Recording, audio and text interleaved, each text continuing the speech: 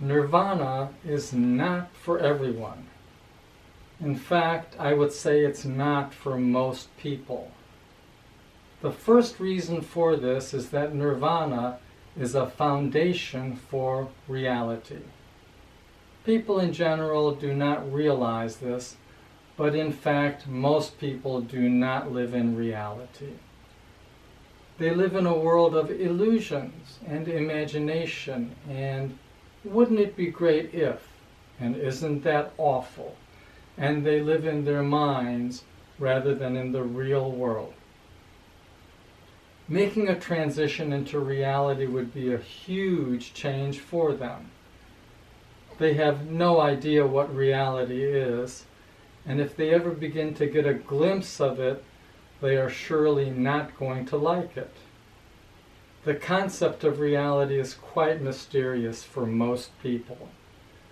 The reason for this is that when we believe something, we think it is reality. Some people will say, well, it's been my experience. This is what I believe. And after all, many things just come down to a matter of individual taste. How to recognize your own unreality is quite a complex issue. However, for starters, you might want to look around at other people and investigate some of their unusual beliefs. Some people seem to think that they are going to hit that big jackpot at the casino or at the Mega Million lottery. A lot of people think they can keep on smoking cigarettes and never get lung cancer or COPD. There are quite a few ordinary-looking people who think they are gorgeous, and many other ordinary-looking people who think they are plain or ugly. On the more unusual side are those who have conspiracy theories. And then there are those individuals who have an exaggerated sense of their importance, power, knowledge, or uniqueness. You may know some of them. Most people should not try to enter Nirvana because it is a too vivid and challenging experience. To put it simply, most people would rather have a peaceful and quiet and soothing life.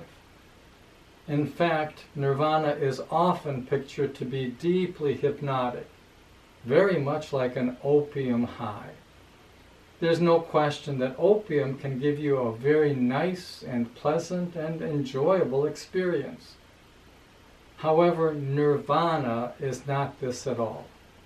It is more of a dopamine experience which is very vivid and challenging and interesting. For most people, this is much too bright of an experience. I am not recommending that people try to get into Nirvana or try to avoid Nirvana. I am simply trying to explain what this is like. Then each individual has to decide for themselves what is best for them and what they can handle. The third reason why many people will not want to get into Nirvana is that it opens the door to your unconscious mind. Many people spend a great deal of time in their unconscious mind, but this is generally not a bad experience. But then as you approach Nirvana, your dopamine level increases, and this will energize and potentiate your unconscious mind. I love the unconscious mind because it can be a very creative garden of delight. But it can also turn into a very vivid, distressing experience, which can border on anxiety and even anguish. This, of course, arises from the imaginative dimensions of the unconscious mind. And so it is not actually a real problem or external situation that a person needs to deal with. Nevertheless, it is a real inner experience.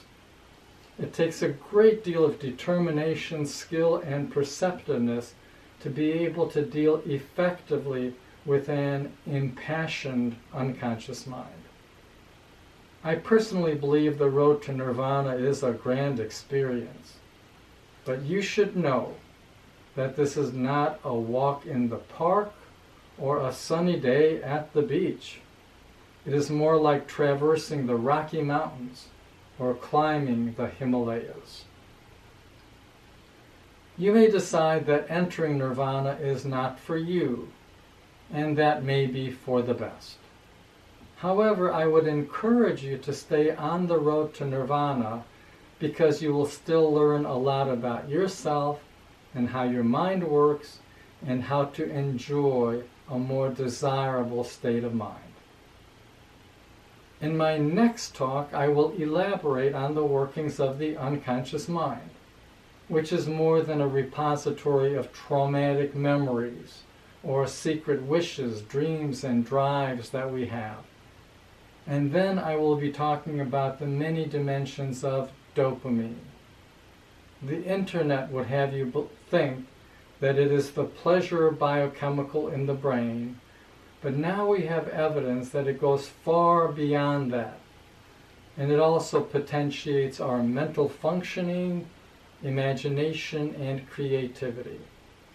And we also have discovered that it serves some other pivotal dimensions of the activities of our mind.